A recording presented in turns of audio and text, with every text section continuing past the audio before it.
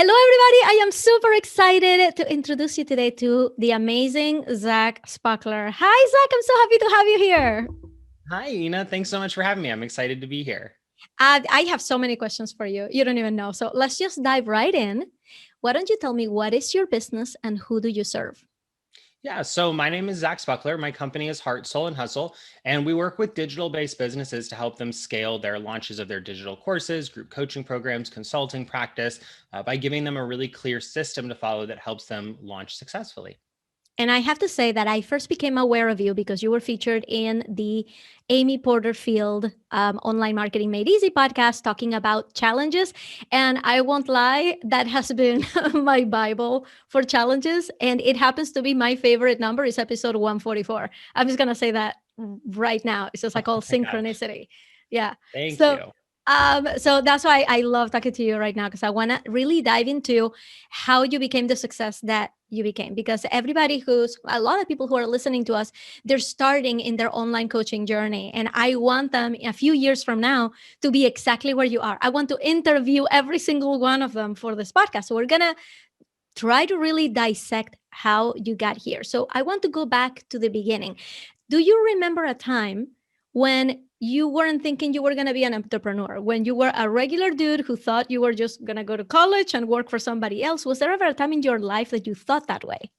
Yeah, I mean, what's interesting is that I made my first dollar online when I was 12.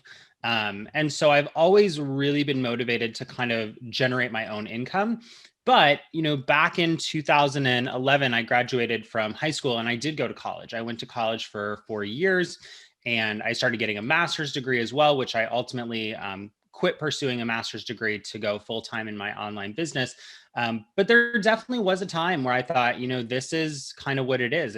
I'm going to get a degree. I'm going to find a good job. I was working at a public health department. And ultimately, I just realized that that was not going to give me the fulfillment that I wanted long term.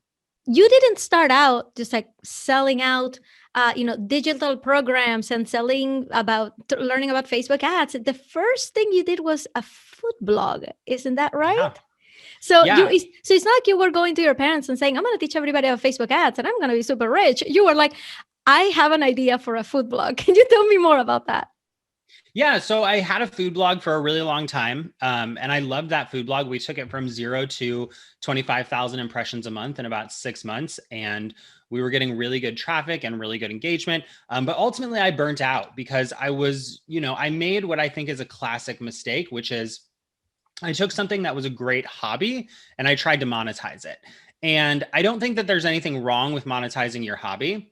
Um, I know lots of people that have done it successfully, but sometimes when you monetize a hobby, I think there are certain times where they're just not meant to be monetized. Mm. They're just meant to be for your enjoyment.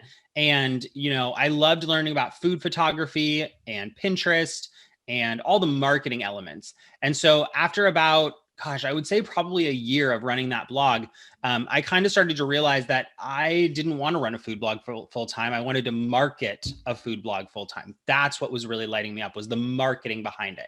And so I made a really strategic pivot and I started talking to people about marketing. And I was really mindful, from day one. I think this is one thing that really stood out for me as like a strategic thing, was that I never guaranteed or promised people something I hadn't created for myself. Mhm. And that was hard when you're first starting, because not everybody's like, how do I get 100 people on my email list? Or how do I run my first Facebook ad, right? Not everybody's the target demographic for that. But I knew I could be in full alignment and integrity by basically teaching what I knew. Yeah. And as I did more, I learned more. And so after a couple of years, I could talk about, running a multiple 5-figure launch. I could talk about running challenges successfully. I could talk about how I built a platform. I could talk about Facebook ads. So I think that, the food blog was a fantastic start because it helped me identify what I really loved about the online space. But ultimately, I ended up doing more around marketing because that's what lit me up. That's what got me excited, was seeing the spike in traffic, seeing the spike in Pinterest, seeing the people subscribing to the email list. That's what really got me pumped. Do you remember your first lunch? Hmm. I do. My first launch with the food blog was actually relatively successful. We made a few $100s. It was a 3 week meal planning, meal prep, and plant-based eating course, and that went pretty well. We made a few $100s. It was great. I also did some stuff with Kickstarter, except I didn't use Kickstarter. I used Indiegogo to raise some money when I wanted to go to an event for the blog. And so all of that, was really, really cool. But my first launch with Heart, Soul, and Hustle was like a total disaster. And it was a disaster because we priced the program at 147. We sold 3 copies. One person asked for a refund. One person wanted to exchange it for coaching.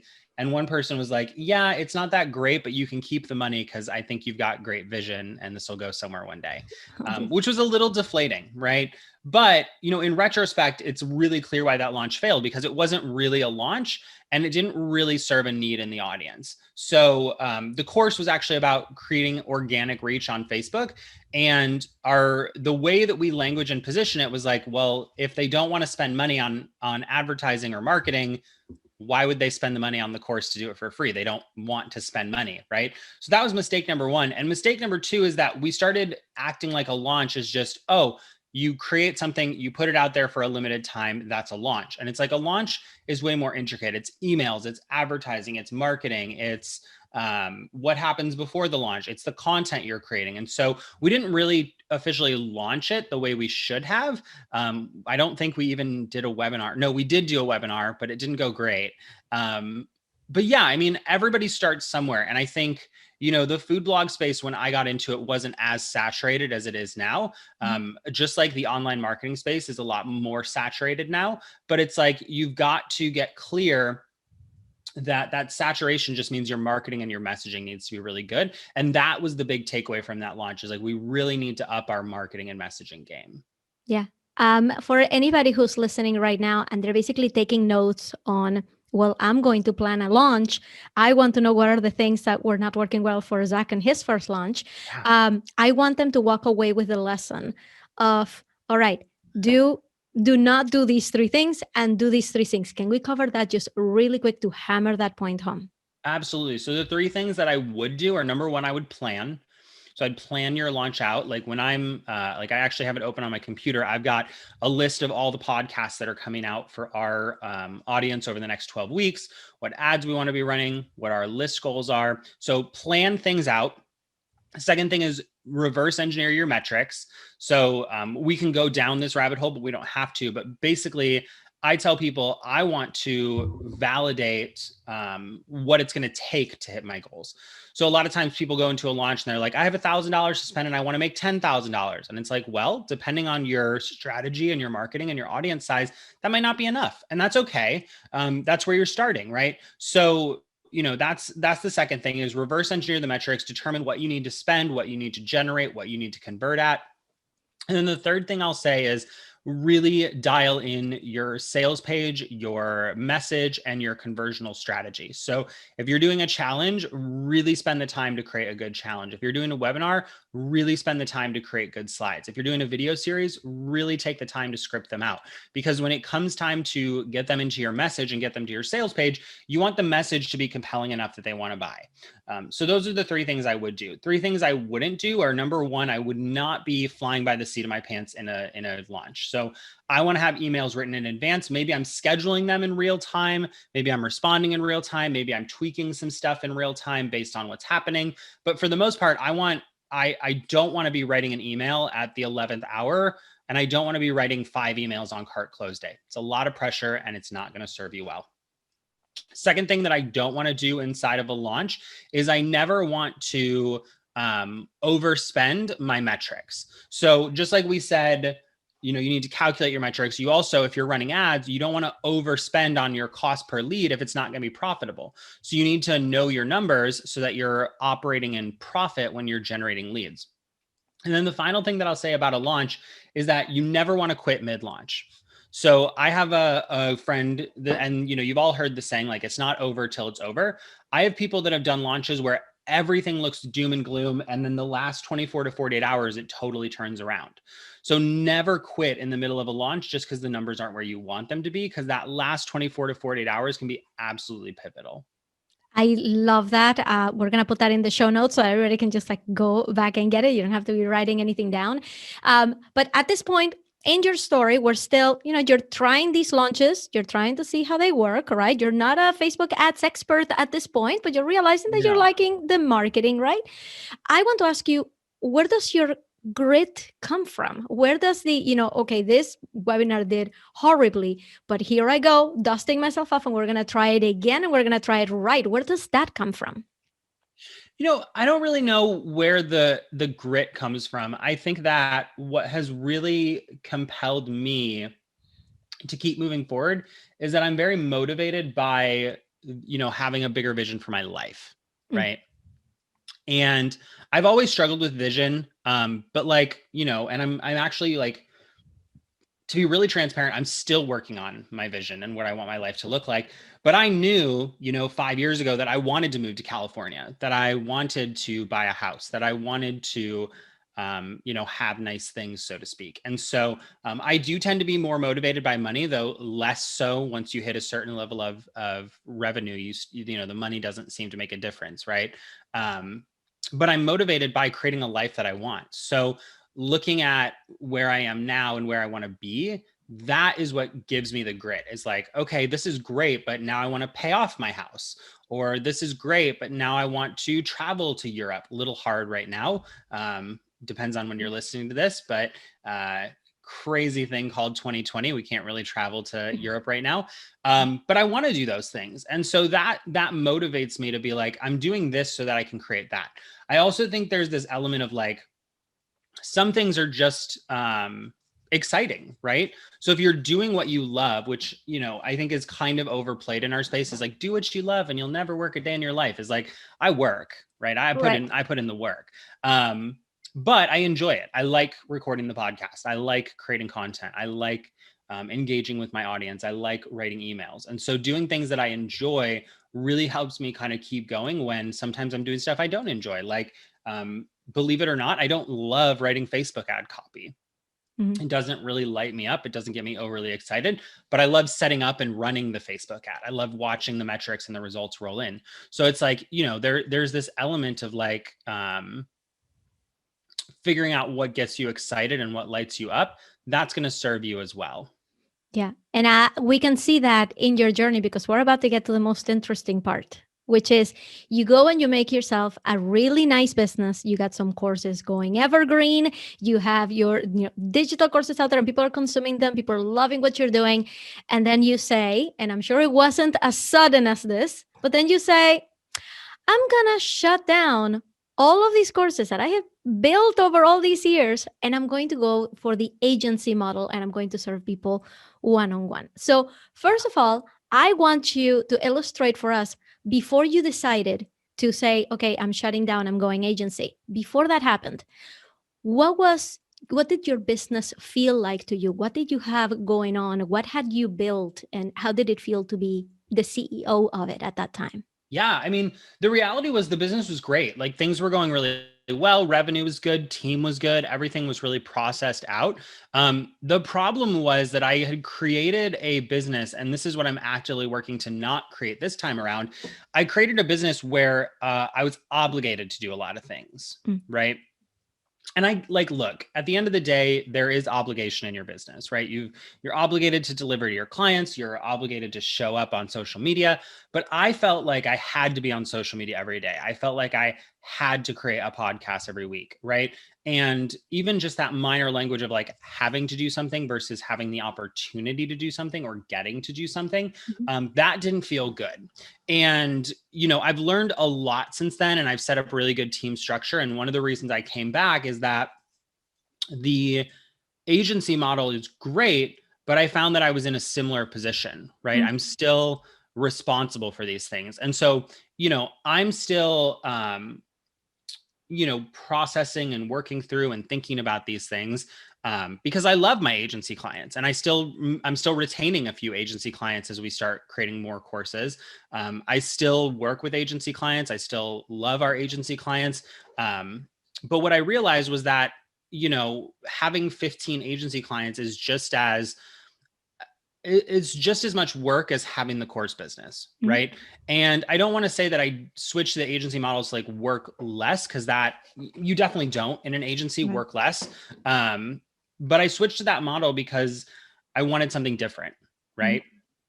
And after 2 years, I did a whole podcast episode on this, but after 2 years of running the agency, like a lot of things came into focus and things that I wanted to change and didn't want to change. Revenue has been great in the agency, but I just feel like it's time to start serving my audience again. And I don't have a massive audience right now because I switched and stopped posting on social media, and my Instagram posts don't get a lot of reach, and my Facebook engagement is lower than it used to be. But the flip side of that is I've learned a lot from running the agency and running a course business. And that is that, I don't want to create a business where I feel responsible and obligated for other people.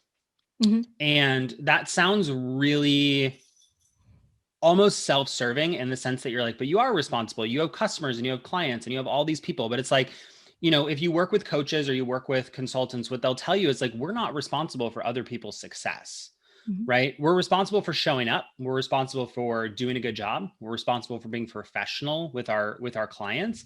But at the end of the day, really specific example, we worked with a client launching their first course. They spent multiple 5 figures on ads, and then the launch flopped, didn't do well. And it's like, in the agency, I felt personally responsible for that. But the reality is we brought in leads at a good cost. We brought in the right leads. We spent the budget we were given, and the conversional strategy just didn't work. And so when I looked at both the course business and the agency model, that's what I realized I wasn't loving, was these feelings of I'm responsible for everyone's success. And you can't be. It'll wear you down. It'll be the death of you, for lack of a better phrase. And that's what I realized. That was my big takeaway from running the agency, was like, I don't want to create a business where I feel personally responsible for every customer. And now that I've worked through and processed that in a higher capacity, I think that I'm less afraid to come back, because I'm like, I'm going to do everything I can, but I'm not going to feel responsible for other people. And I think that has made a huge difference. I think that's exactly right. It's like, when I purchase a course, I don't expect that particular coach to be responsible for how I do in that course. I take full responsibility for it if I end up not doing all the work, or if I end up doing it and it's still not working. You bet that I'm not going back and asking for my money back. I am an educated CEO in that I know what services are available to me, and I purchase those services at my own expense, at my own risk, at my own discretion, and then I use them. So I think it's really important, like even for everybody to hear that in this world where we are creating these kind of services, we also have to create a culture of accountability and of self-responsibility, and that you can invest in a lot of things that are just not going to work. And pointing fingers is not something that is going to be serving you in the long run. So I think that what I found, if I may, what I see in you is a real hunger for excitement, a real hunger for, I want to fulfill my full potential, and I want to do it every single day. And I want to do it in a way that feels great to me. And somehow I see this more like you enjoy basically building Rome up and then tearing it down and starting from scratch, because that challenge is incredible. That challenge feels great. It's the same reason why I love moving. It's a brand new start. It doesn't mean that my old stuff didn't work. It means that now I get a clean slate and let's do it all over again. Does that resonate at all with you? Yeah, absolutely. And I will say that as an entrepreneur, something that I'm learning is that I need to be better at that. because there is a detriment to being in a cycle where you love what you do and then you tear it down, and then you do this, and then you tear it down. And so, I've definitely identified that pattern. I've actually talked to a couple of mentors about it. And the reality is that, you can't just keep starting over. Right. So, what's nice about what I'm doing now is that even though I'm kind of starting over, I still have an email list. I still have course content. I still have agency clients. And so even though I'm repositioning the business, I would say that this time I was a little more strategic about not being like, I'm done, closing the doors, everything's over. This time I was more like, what's the transition plan to not be starting from square zero this time around? Before we keep going, I want to kind of pause a little bit here and say, thank you so much for sharing that journey with us, because one thing that stops us from starting our businesses even is that fear that what if I would change my mind later? And you are proof that it's okay. You just have to start. Can you speak to a little bit about that? If you have someone in front of you telling you, I'm afraid of starting because what if that's not the thing that I want to do forever? Yeah, well, you don't have to do anything forever. And I look at my business as a big experiment, right? So I think, the way that I view my business is like I'm just experimenting. I'm just seeing what works. I'm just seeing what I can get away with, what I can try, right? And I don't mean like the what can I get away with sense. It's like what can I like legitimately do and play with and have fun with that's going to get me results. And I think if you're worried that you're going to choose the wrong thing, like you can't, because especially in the age of the internet, you can change what you do. You can change how you present yourself, you can change your marketing, you can change your messaging. You can go from a personal brand to an agency brand to a physical product brand. Like there's so many options. And I think if you're stuck saying, well, I don't know if this is what I want to do forever, then there's a good chance that you're just kind of procrastinating, or you're just waiting, or you're just, I don't want to say creating excuses, but you're creating roadblocks for yourself. And it's better to just go out there and try something and fail massively and learn from it than it is to go out there, try something, um, or not try something, I should say. So, get out there, do the work, try it, right? Because the worst thing that happens is that you succeed, and the best thing that happens is you fail and you learn from it. Now that you are coming back to the digital course era, and I do have to say, I am really excited to see how you're going to be presenting this. What are all the lessons that you have learned from running already this kind of business successfully? I am very interested to see all the things that you're going to do differently. Can you outline them a little bit for us? What are the things that you are going to do differently in this new iteration of your business? Yeah, I mean, for me, the biggest thing is that I've always been really keen on creating content, not promoting that content. So one thing that we're doing differently this time around is that we're really and actively promoting content. So normally I've been very much of the mindset that like your launch builds your email list. So when you want to get a big burst in your email list, you just launch. But what I'm doing now is building my email list between launches. I'm creating content between launches. I'm back in my podcast. And that's another thing that's a little different is we're actually mapping out the podcast weeks to months in advance, so that they're in alignment with our launches.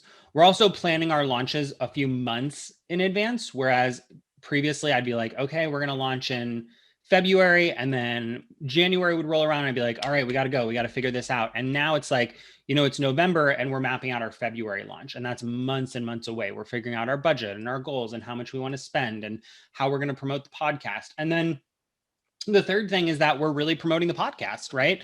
So I'm doing these interviews to talk about my podcast, because if somebody listens to your podcast, they probably like podcasts. Hopefully they like me, and then they'll come listen to mine.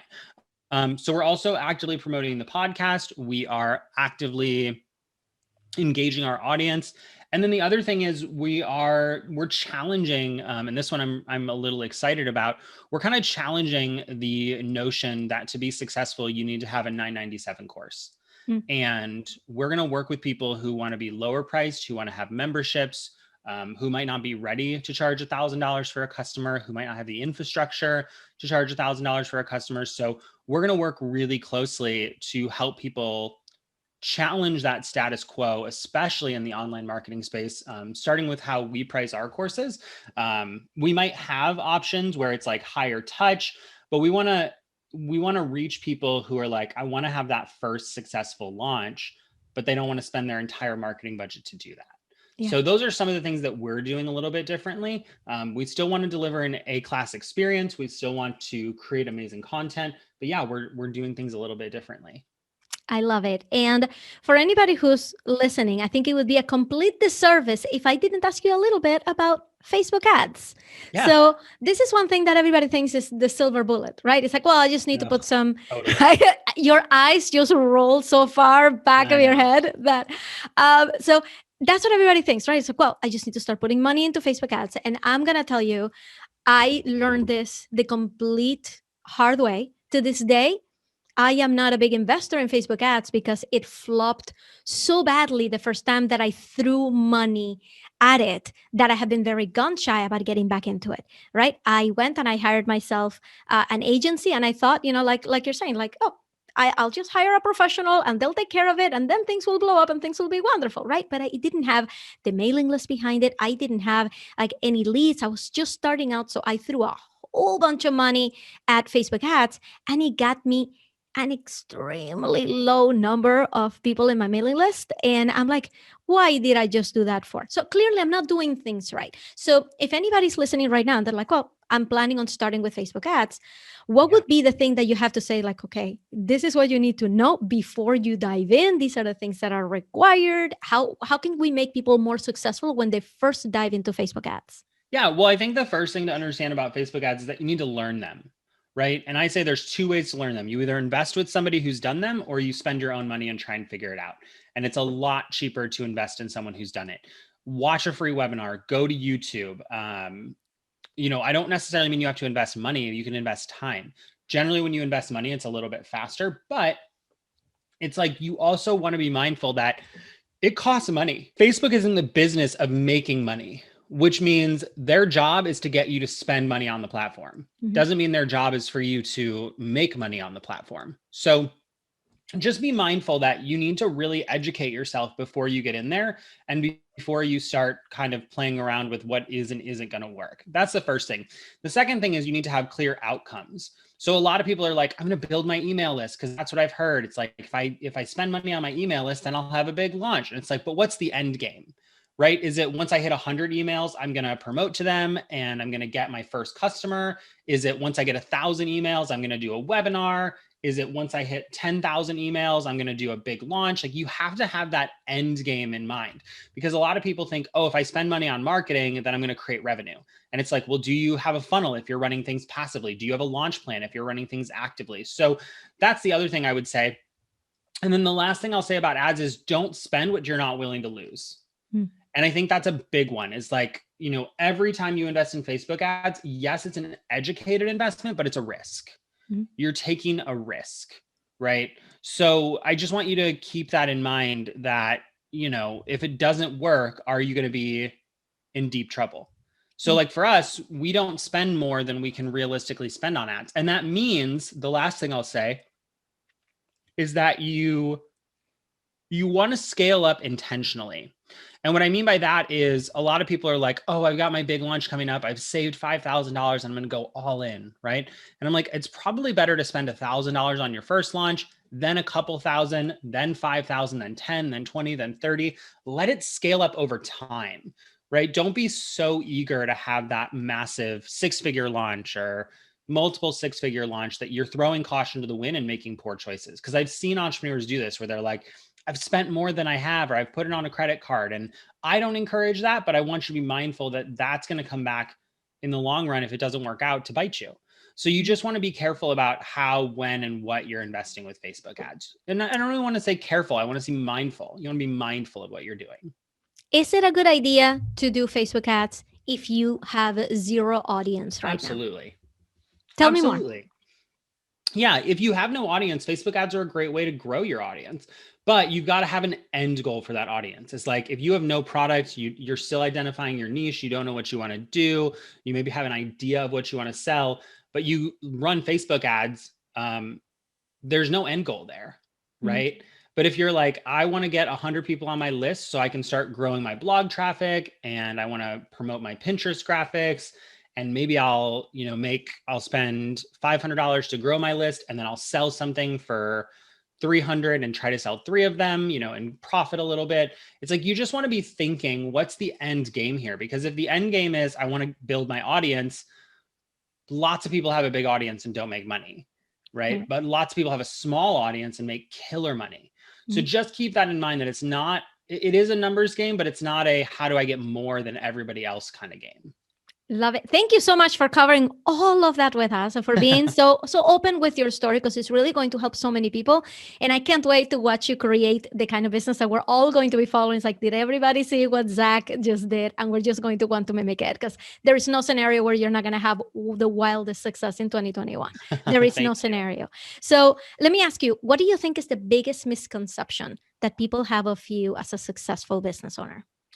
Oh, that's an easy one. I think the biggest misconception that people have is that it's simple or it's easy, or that, how do I want to frame that? It's like that it's simple or that it's easy or that it just happens, right? And it's like, a lot of what works for us is like meticulous planning and executing and having a great team. I think that's the other thing, is that people think, that it just happens, but it's like, there's so much that goes into it, right?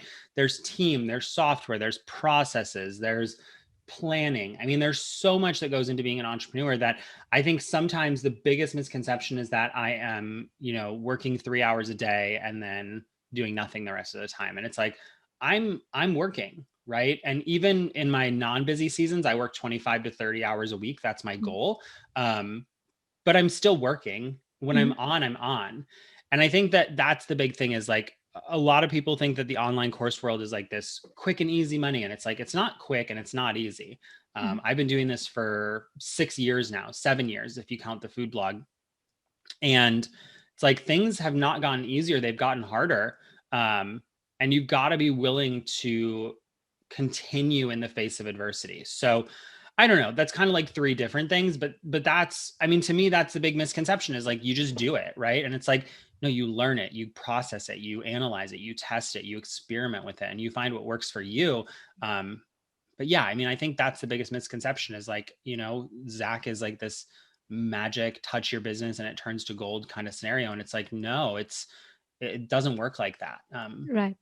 Yeah. Everybody has to remember, put in the work. That's what Exactly. Zach is saying. You gotta work for it. So let me give you the power that the whole world needs to do, is going to do whatever you tell them to do right now.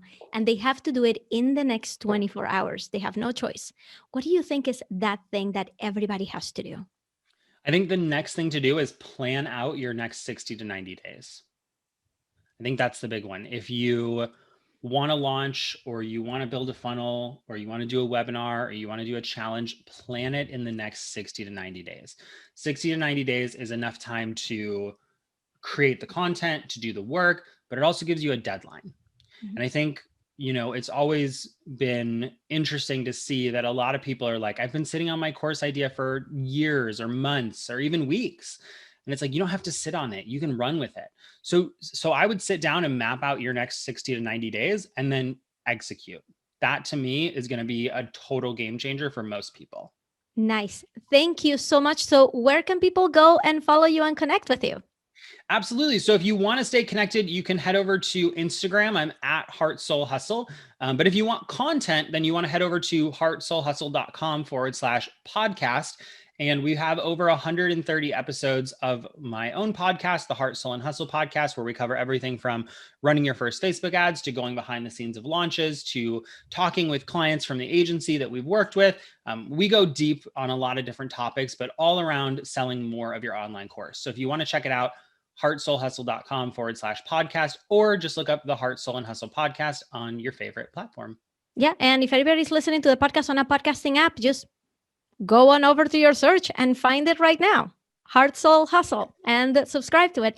Zach, thank you so much. This has been so juicy. We're so grateful for your time. Thank you. Thank you, Ina. It's been a blast.